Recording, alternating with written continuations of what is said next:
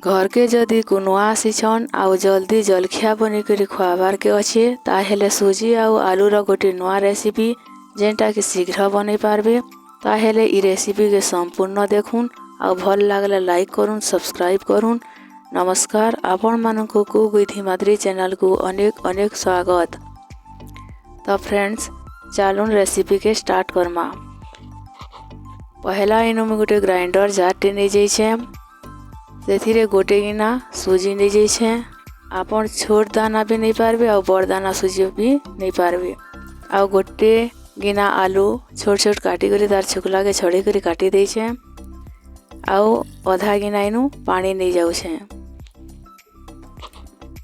ई सब के आमे ग्राइंडर रे ग्राइंडिंग कर देमा। तो देखुन मीनू ग्राइंडिंग करी करी आनिछे। आ गोटे बाउल रे ताहाके रखी दउछे।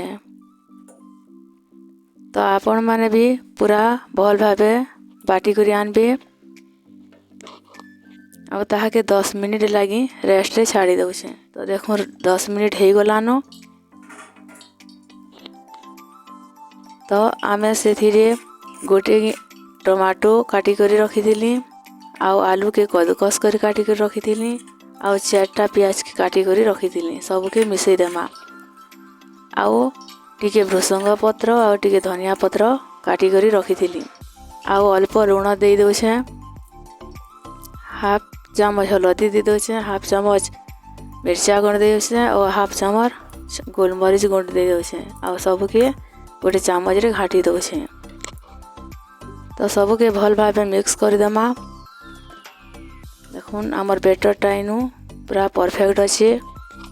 तो याडे मुझे गोटे कढ़ाई रे तेल गरम कर देइली। तो से बैटर के से गोटे गोटे चामच पकई देमा। आउ टिके सिझी गला परे ताहाके उल्टे देमा। तो ताहाके भल भाबे सिझबार के छाड़ी देमा। आउ पूरा ब्राउन कलर हेले के कि ताहाके काढ़ी आनमा। तो देखुन आउ एंदा करी सबू आमे छाड़ी करी दे देमा।